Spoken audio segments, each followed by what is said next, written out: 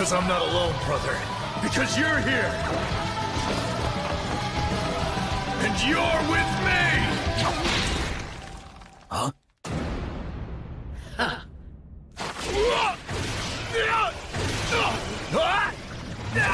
Toto!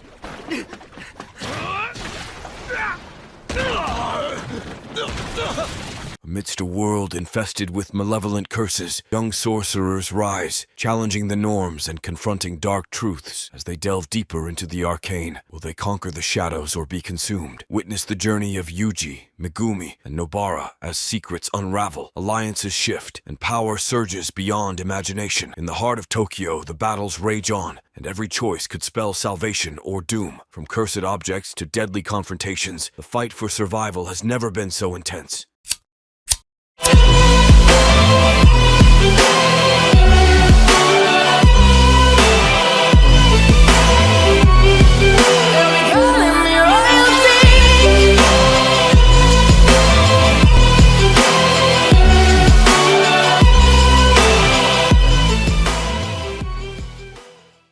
Episode 13. Nanami quickly evaluates their dire circumstances, determining that he and Yuji must create opportunities for one another in order to eliminate Mahito swiftly. In defense, Mahito's right palm suddenly reveals an eye, and his left arm morphs into a blade. The confrontation ignites with fierce exchanges, culminating when Mahito becomes a spiky sphere. This tactic proves unsuccessful, allowing both sorcerers to attack him simultaneously. To evade, Mahito transforms into a miniature version of himself, prompting the sorcerers to deduce that his cursed energy accumulates just before such alterations. In a tactical move, Mahito resumes his original stature. He then expels mutated miniature humans to engage Yuji while targeting Nanami himself. Mahito surmises that Yuji will not harm these altered beings, and as he corners Nanami, he condemns Yuji's perceived naivety. Nanami, however, believes Mahito is the truly misguided one. Just in time, Yuji intervenes, signaling that he's managed to neutralize the transfigured attackers. Now familiar with Mahito's deception, Yuji and Nanami synchronize their strikes, gradually gaining the upper hand. Yet, as they press on, Mahito discovers a newfound capability, triggering his domain expansion, self-embodiment of perfection. Nanami becomes trapped within, and Mahito revels in this mastery, thanking him for pushing his abilities to the limit. Outside, Yuji remains isolated. Inside this dominion, Nanami understands his perilous position. His thoughts drift to a cherished bakery, where he once encountered a cursed worker. In that period, he'd stepped away from sorcery to lead a conventional life, yet found his corporate pursuits hollow. Inspired by the humble baker's joyous influence, he returned to Jujutsu to serve a higher purpose. Mahito, feeling triumphant, dismisses Nanami's prior deeds, but as Nanami braces for the inevitable, Yuji unexpectedly breaches Mahito's formidable domain. This intrusion compels Mahito to confront Sukuna's soul. Blood oozes from Mahito's grievous wounds. Confounded yet sensing urgency, Yuji launches an assault. Mahito momentarily distracts him and flees into the sewer network. An alert Nanami instructs another sorcerer, Takuma Ino, to track and neutralize the weakened curse. Though wanting to join the chase, Yuji's exhaustion and injuries ground him. Finding sanctuary, Mahito contemplates Sukuna's overwhelming aura. While Mahito may have superior cursed energy, Sukuna's mere presence commands unmatched power. Upon regaining consciousness, Yuji meets with Nanami amidst a grim setting. They discuss the recent events, with Yuji feeling culpable for the lives lost. Seeking solace, Nanami offers a nuanced perspective, suggesting the inherent duality in humans and the individuality of their passings. Regardless, he implores Yuji to prioritize his life while striving to assist others. Simultaneously, countermeasures against bullying emerge in Sadazakura High School. Faculty strives to address their previous oversights, ensuring that disguised malefactors are exposed. Later, as Yuji reunites with Satoru Gojo and Nanami, he solidifies his resolve, vowing to never falter until Mahito's demise. Before we continue, take a moment to answer the question of the day. Which anime has the best, most chill fandom? Comment down below for a chance to be shouted out in a future video. Episode 14.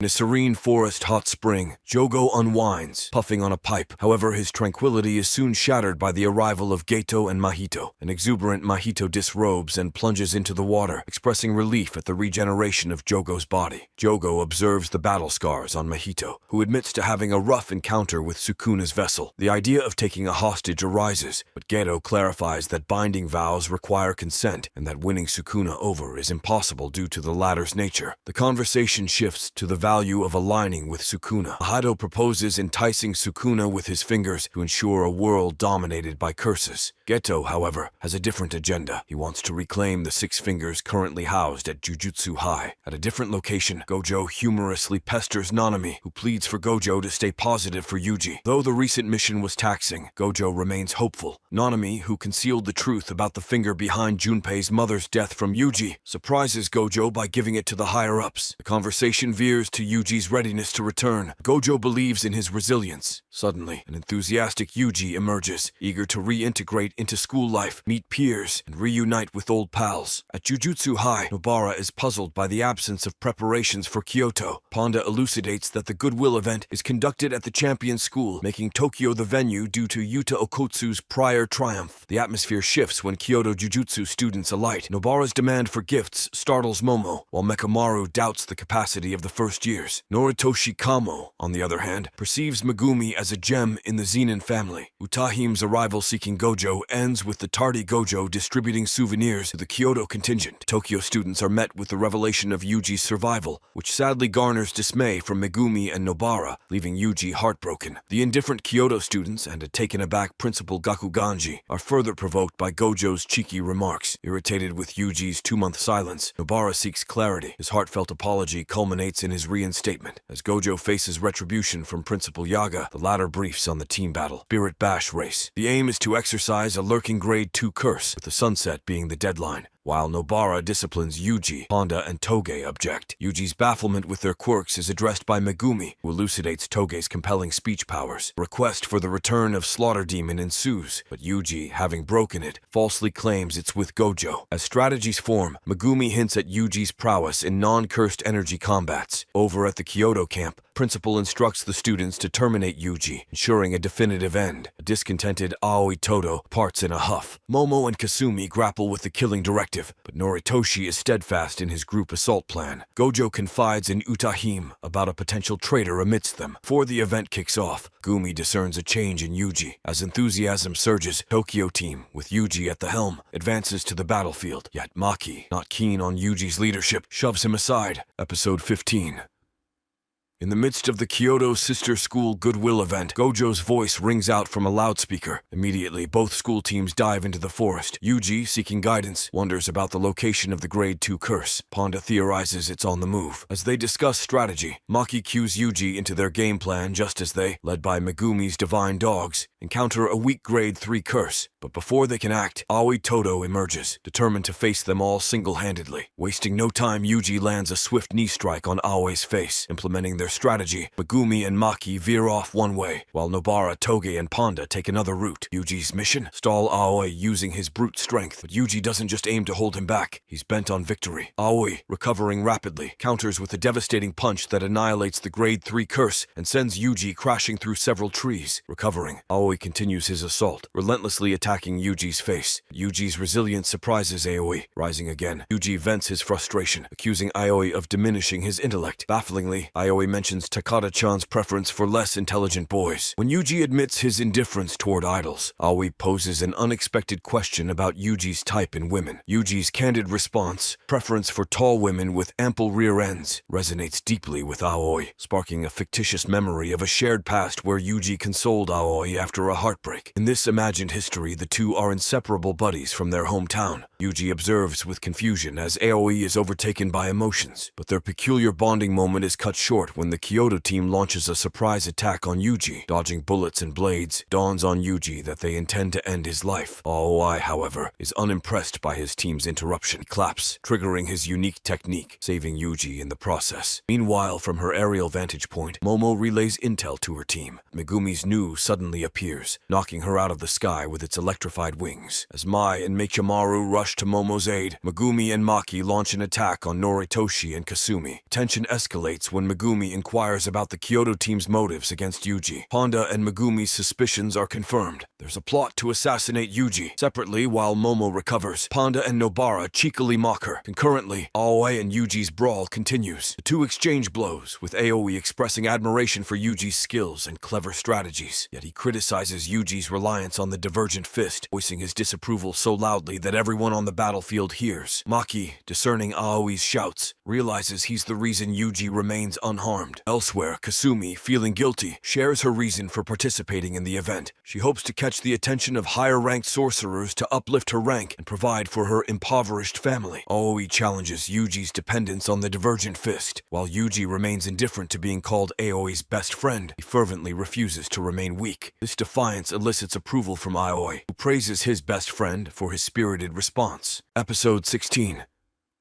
The air is tense as Yuji continuously evolves, growing stronger every moment in his clash with Aoi. Aoi, a third year, marvels at Yuji's capabilities. However, he believes that there is still room for improvement. Suddenly, Aoi puts a pause to their intense fight to discuss Yuji's Divergent Fist. While acknowledging its strength, he points out that the technique wouldn't be effective against a special grade. He explains to Yuji that the Divergent Fist leverages the cursed energy left behind due to Yuji's superhuman speed. For it to be more effective, Yuji must synchronize his cursed energy with the instant of impact. Aoi guides Yuji. Re-energized by Aoi's guidance, Yuji now fully immerses himself in cursed energy. As they gear up to resume their face-off, the bond Aoi has fabricated between them fuels their spirits. Yuji knows that if he survives this encounter, he'll ascend to even greater power. Elsewhere, Nobara and Panda mock Momo, who's entangled in a tree. Their conversation is interrupted as the formidable ultimate Mechamaru blasts Panda from behind, angered at being labeled a tin can. However, Panda surprises him by swiftly countering. As they engage, Panda identifies that Mechamaru isn't autonomously intelligent, but is controlled by someone else. As the mystery deepens, Kokichi Muta reveals himself as Mechamaru's controller. Kokichi, who is hindered by a heavenly restriction, resents Panda for his freedom and the life he gets to live. To everyone's astonishment, when challenged, Panda transforms into his gorilla mode. Unlike regular cursed corpses, Panda houses 3 cores, representing himself, his brother, and his sister. These cores amplify his strength, allowing him to dominate Mechamaru with his unique ability. The ensuing fight between Panda and Mechamaru reaches its peak atop the battlefield structures. Mechamaru attempts a strategic blow to Panda's densest cursed energy spot, thinking he has the upper hand. Seizing the opportunity, Panda deals a decisive strike, shattering Mechamaru. In a different part of the battlefield, Maki and Kasumi cross paths. Kasumi soon comes to realize the raw power Maki possesses. Reflecting on his battle, Panda understands the importance of his existence. Though he doesn't envy humans, he loves certain qualities about them that he himself doesn't possess. Just because someone faces hardships doesn't mean they're right. As Panda departs, leaving the broken Mechamaru behind, he extends an olive branch, offering help in the future. Episode 17.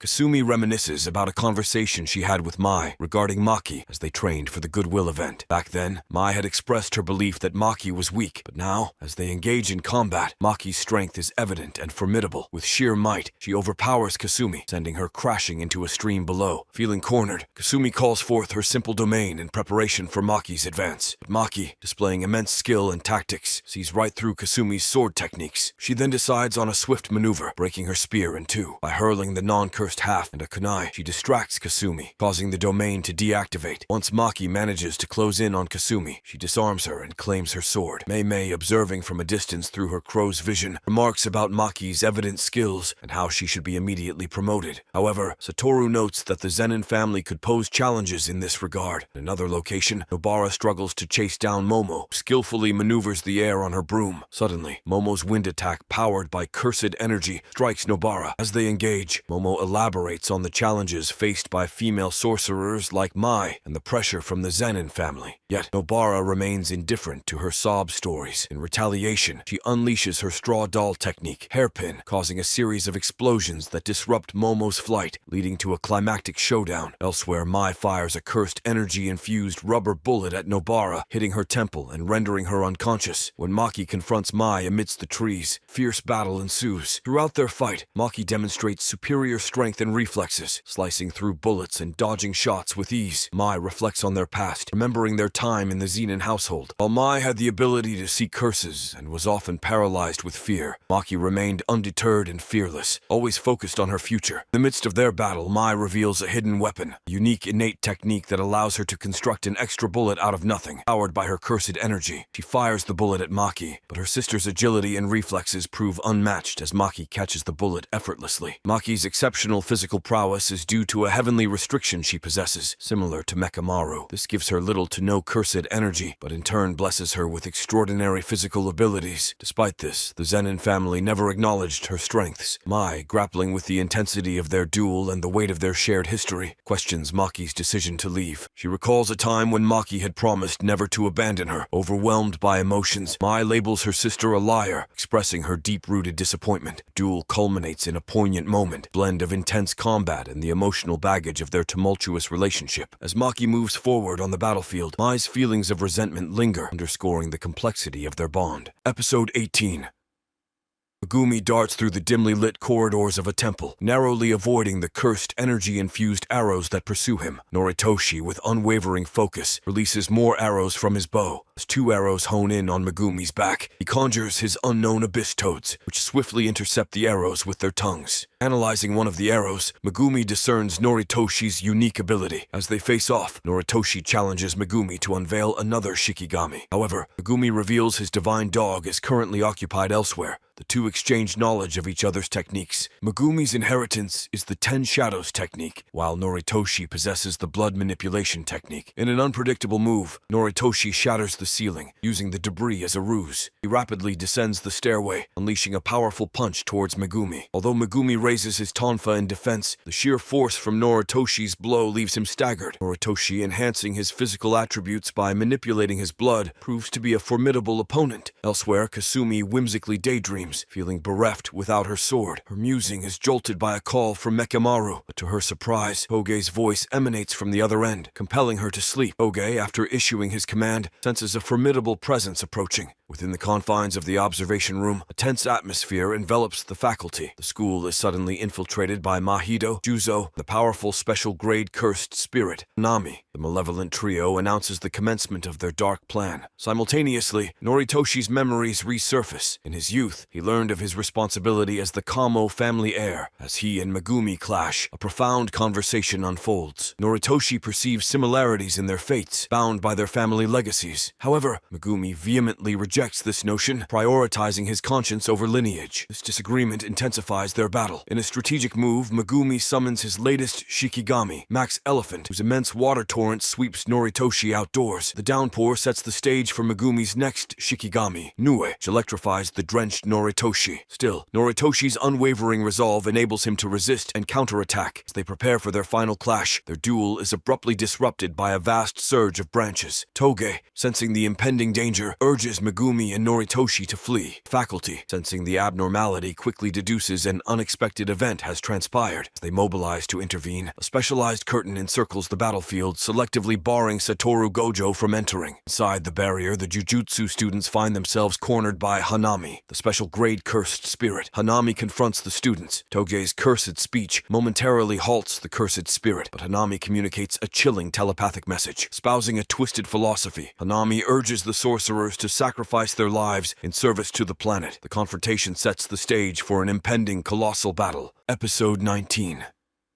Megumi, Toge, and Noritoshi dash through a building with Hanami's menacing roots chasing closely behind. Toge, having been training his technique diligently, holds Hanami back momentarily. Seizing this opportunity, Noritoshi strikes with blood manipulation. Convergence, piercing blood, managing to wound Hanami. As the three boys run, Noritoshi quickly formulates a plan. Use Toge to immobilize Hanami, then have himself and Megumi unleash a barrage of attacks before retreating. But as they emerge outside, Toge's throat can't handle any more strain, leaving Noritoshi vulnerable. Hanami swiftly capitalizes, flooring Noritoshi with a powerful blow. With Toge's last ounce of strength, he forces Hanami away, buying them some time. Hanami, however, quickly recovers, only to face Maki, who attempts to slice him with Kasumi's katana. In a swift motion, Megumi counters with his black blade cursed tool, targeting Hanami's branch-like facial features. Although successful, Megumi soon finds himself wounded by a cursed bud that grows from his stomach, inhibiting his ability to use Jujutsu. Seizing the moment, Hanami injures Maki, just as despair threatens to overcome them, Yuji and Aoi Todo plummet from the sky, coming to their rescue. As Momo Nishimiya swoops in on her levitating broom to evacuate Toge and Noritoshi, Megumi urges Yuji and Aoi to escape, but with unwavering determination, Yuji insists on facing Hanami, with Panda ensuring Megumi and Maki's safe retreat. Aoi Todo sets a condition: Yuji must unleash the Black Flash. Hanami, recognizing Yuji as Sukuna's vessel, wonders about the extent of Aoi's power. When Yuji finally confronts Hanami, a rush of emotions causes him to falter, unable to summon the Black Flash. Aoi intervenes, guiding Yuji to channel his anger more effectively. Black Flash is a potent technique, its power stemming from the precise application of cursed energy to a physical hit in a near-instantaneous moment. Mastering it creates a vast power divide between sorcerers. Focusing deeply, Yuji's concentration yields results as he devastates Hanami with a successful Black Flash. Aoi praises Yuji's growth, likening his newfound understanding of cursed energy to a chef perfecting his culinary skills. Hanami, despite being on the defensive, starts enjoying the intense battle. He unveils his left arm, signaling that he's about to unleash his full power. With newfound vigor, Hanami summons vast roots to attack the duo. As the fight intensifies, Yuji and Aoi find themselves mid-air without a footing, only to masterfully evade an attack by propelling off each other. Hanami, recalling a past conversation with Maito about enjoying battles, admits to savoring the thrill of the current skirmish. As the ground shakes with the raw power emanating from the fighters, the battle between Yuji, Aoi, and Hanami reaches a fever pitch. Hanami, fully embracing his cursed instincts, revels in the excitement. Aoi, sensing the increasing threat, decides it's time to deploy his secret curse technique, setting the stage for a climactic confrontation. Episode 20.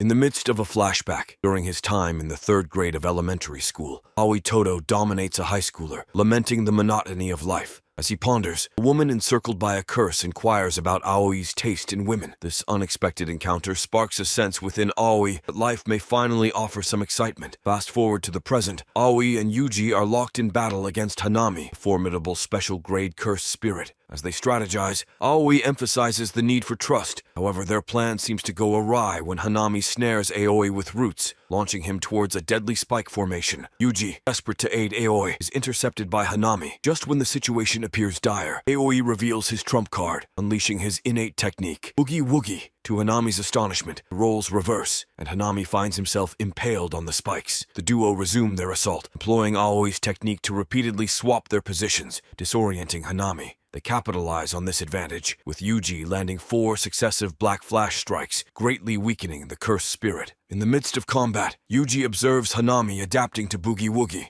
While the relentless attacks have diminished Hanami's strength, Aoi ponders the best approach to exorcise the foe. Recalling advice from Takada-chan about Megumi's curse-inflicted injuries, Aoi releases his protective barrier of cursed energy, leaving Hanami flabbergasted. Drawing Hanami towards the river, Aoi remembers Megumi's intel about Maki's powerful cursed tool, Playful Cloud, lying submerged nearby. Moreover, Hanami's facial trees are his vulnerable points. Seizing the moment, Aoi swaps Yuji's position with Playful Cloud, gearing up for a decisive blow as Hanami channels the surrounding plant life's energy, preparing his domain expansion. An unforeseen intervention halts him. The binding curtain vanishes, revealing Gojo hovering above them. Simultaneously, Gakuganji and Juzo Kumiya are locked in combat. Gakuganji's sonic waves keep Juzo at bay, preventing him from approaching. Elsewhere, Utaheim dashes ahead, but is ambushed by another curse user, Haruta Shigemo. Haruta's smug confrontation is interrupted by the timely arrival of Nobara and Mai. Their combined might overwhelms Haruta, especially when the restricting curtain dissipates, prompting his hasty retreat. Back at the riverside, Gojo's sudden appearance stuns Yuji. Gojo assesses Yuji's progress, crediting Aoi's influence. Choosing to target Juzo next, Gojo immobilizes him, leaving Gakuganji to tend to the incapacitated foe. Sensing the flight of Utaheim's adversary and predicting Hanami's imminent withdrawal, Gojo prepares a devastating move. Aoi, concerned for Yuji's safety, cautions him against pursuing Hanami. Unleashing his full might, Gojo melds 2 techniques, Curse Technique Lapse, Blue, and Curse Technique Reversal, Red, culminating in the fearsome Hollow Technique, Purple. The aftermath leaves Aoi uncertain about Hanami's fate. As the dust settles, Mahito successfully obtains Cursed Womb, Death Painting 1, 3, and a Sukuna Finger. Episode 21.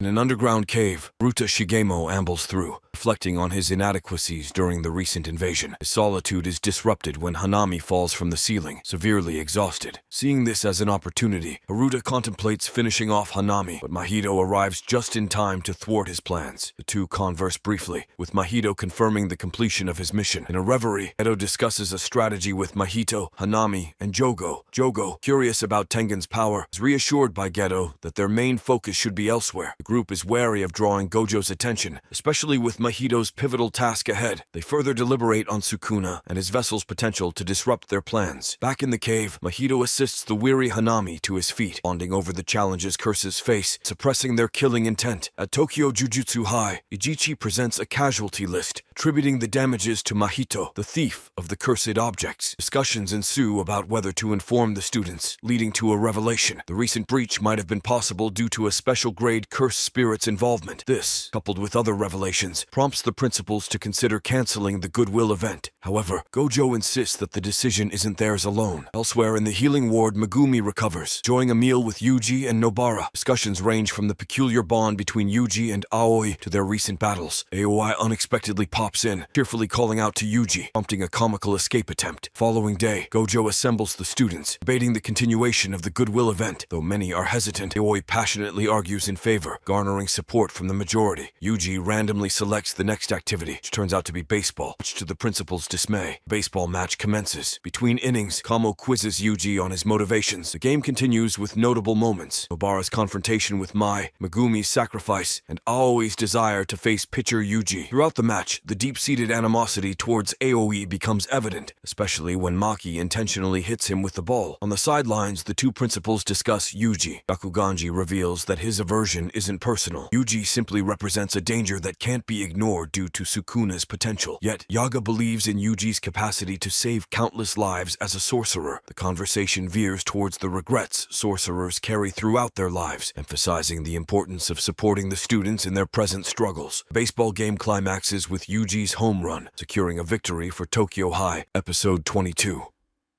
After returning home and noticing the unlocked entrance to his apartment, Haichi lodges a frustrated complaint to the building manager. Engulfed in his grievance, he's oblivious to the malevolent, cursed spirit behind him till it's too late. The aftermath: a lifeless Taichi and his profile assimilated into Tokyo Jujutsu High's records. Akari Nita, Jujutsu High's auxiliary manager, takes charge of driving first-year students, Megumi, Obara, and Yuji, to their mission site. En route, she threads a theory. The deceased victims shared the same junior high for 2 years, which could indicate a dormant curse now coming to life. Megumi raises doubts. Their arrival at a funeral adds a new twist. The scenario is painfully familiar. The deceased found at their unyielding front door, just like the others. The group's next stop is Saitama Urami East Junior High. Here, Nobara spies a group of boys, presuming them troublemakers. Yet when she and Yuji approach, boys bow deeply, not in respect to them, but to Megumi. The realization is astonishing. Megumi, their reserved friend, is an alumnus and was a force to be reckoned with during his schooling. Now they're grilling the same boys about Megumi's schoolyard reputation. Learning he was a local legend, Ikeda, school staff member, recognizes Megumi. They talk of old times and the perils of Yasuhachi Bridge, infamous for its suicides and paranormal stories. Some daring students, it's recalled, even bungee jumped off it. Despite Megumi's past investigations deeming the bridge normal, both Nobara and Akari push to revisit. Meanwhile, a clandestine meeting occurs. Mahito and Geto discuss potent cursed artifacts, death painting wombs 1-3.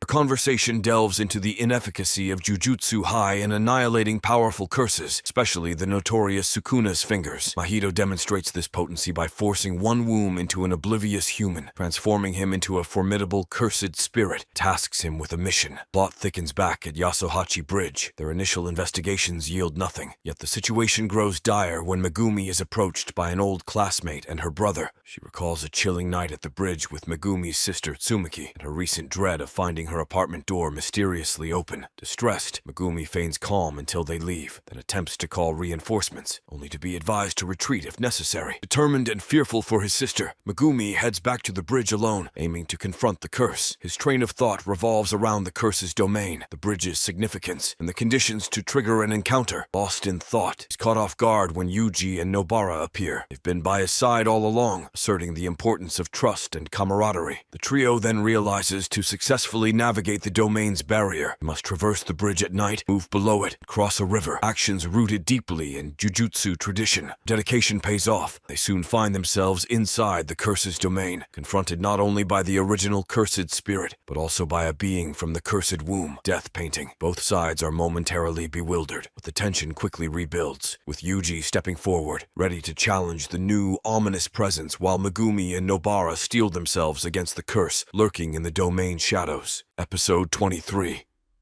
In the midst of a chaotic battle, Megumi and Nobara confront a mole-like cursed spirit. Nobara attempts to harness resonance against the creature, while Megumi wields his black sword. However, the spirit eludes them, diving into its hole to avoid their assaults. They strategize, comparing their chase to a game of whack-a-mole. The spirit's behavior puzzles them. In a surprising twist, a third-party entity pulls Nobara out of the barrier. Instead of pleading for help, Nobara implores Megumi to keep pursuing the cursed spirit. Alone and concerned, Megumi pushes on. Meanwhile, Yuji battles Kechizu. During their tussle, Kechizu senses the presence of his older sibling, Eso, and hastily retreats from the scene. Yuji consults Megumi, who advises him to go after Kechizu and check on Nobara. The danger outside the barrier might be even more potent. Emerging from the barrier, Nobara finds herself confronted by a mysterious figure. Seems taken aback by her gender. She wasn't their intended target. Soon, it becomes evident that Nobara faces not one, but two formidable entities. However, Nobara's attention is drawn to the peculiar aroma surrounding Eso and the anomalies in his appearance. Is he a curse user or a cursed spirit? Inside the domain, Megumi's showdown with the mole-like curse continues. He perceives a pattern in the creature's attacks and anticipates its moves. With the help of Divine Dog, Totality, he delivers a fatal blow. The battle's end only heralds more mysteries. The barrier remains intact, and Megumi is confronted by another cursed being, a special-grade finger-bearer, eerily reminiscent of a previous adversary. It becomes clear that Sukuna's cursed energy has awakened hidden threats. Megumi's situation escalates quickly. His opponent's overwhelming speed and power leave Megumi reeling, his cherished black sword shattered. Yet, Megumi, inspired by past training with Gojo Sensei, resolves not to yield. He evokes an almost suicidal summoning ritual, but ultimately decides to push his limits. With newfound determination,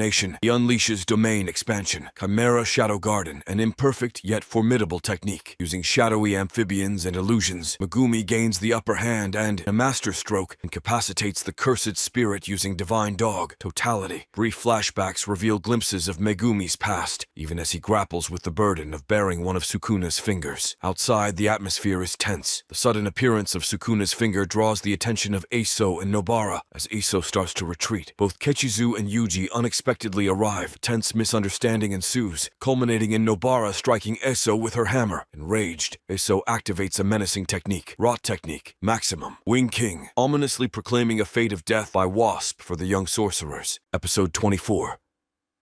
Yuji and Nobara continue their face-off against Kechizu and Eso as Yuji tells Nobara not to let the blood touch her. Wing King technique just barely misses Nobara. Nobara tells Yuji that she's got his back just as Yuji goes through the nearby forest with extreme speed. He gets away by zigzagging through the trees until they're out of range, but Eso claims it's no matter while thinking to himself about how quick Yuji is, despite carrying someone. Kechizu manages to catch Yuji off guard and spits his dark blood all over him. Just as Nobara goes to try and help Yuji, she's suddenly struck by Iso's Wing King attack after he quickly catches up to them. He also includes that Yuji would be able to survive for about 15 more minutes, while Nobara would have around 10 more minutes until morning. In a flashback, it is revealed how the Death Painting wombs came to be. A woman who was capable of giving birth to human-spirit hybrids ran off to a temple where Noritoshi Kamo controlled, where he performed numerous experiments on the woman that resulted in her having 9 pregnancies and 9 abortions that lead to the creation of the 9 death paintings. Nobara suddenly laughs and uses straw doll technique, resonance on herself to inflict harm to Iso and Kechizu, inviting them to play a game of chicken. She asks the spirits if it hurts and tells the cursed spirits to release their technique. The pain is too much for them. Yuji is unaffected because he's the vessel of Sukuna, who's the king of curses, has resistance to poison much to the surprise of Iso, who is unable to do anything as Yuji plummets Kechizu with cursed energy-infused punches. When Yuji and Nobara trade places, Iso gets a glance at his younger brother. Yuji starts attacking Iso, who's able to block them and manages to send him flying. Iso pleads for his younger brother to survive. Nobara turns around. Kechizu makes the last-ditch effort to try and take her life. However,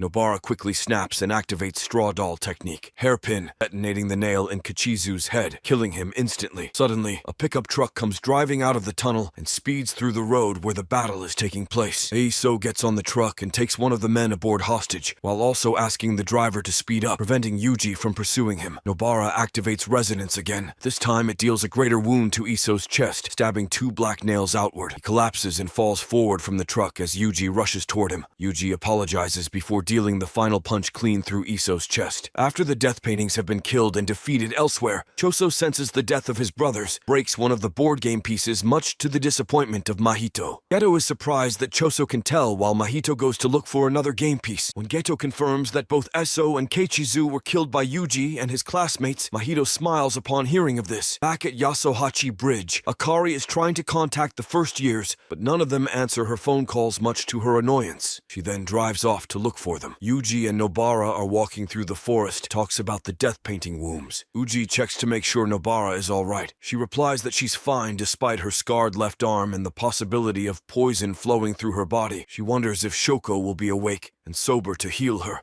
The two then arrive underneath the bridge and find Megumi unconscious. When Megumi suddenly wakes up and expresses his gratitude that they're okay. Relieved, Yuji and Nobara both yell at Megumi for scaring them. He was lying down with a finger, which needs to be sealed as soon as possible. Akari arrives and yells at the three, who ignore her much to Akari's annoyance. 2 days later, Gojo talks on the phone with Utaham to check on the status of the mole while bragging about the success of his students. Megumi tells Nobara that Sukuna's incarnation triggered the Yasuhachi Bridge curse and asks that she shouldn't tell Yuji about it. At the same time, Sukuna taunts Yuji for causing all those deaths. Back at Tokyo Jujutsu High, Maki and Panda are training while Toge sits and watches them. Aoi Todo and Mei Mei reunite with the Kyoto High principal. Yuji is out shopping with Nobara and Megumi when he accidentally drops something much to Nobara's annoyance. Nobara yells at Yuji, who quickly apologizes, while Megumi turns around in embarrassment but is suddenly contacted by Gojo Sensei. Megumi informs Yuji and Nobara that they are to meet up with Gojo for a top-secret mission. If you want more awesome, binge-worthy anime recaps like these, don't forget to like and subscribe, and definitely do not forget to comment your answer to the question of the day for a shot to be featured in our next video.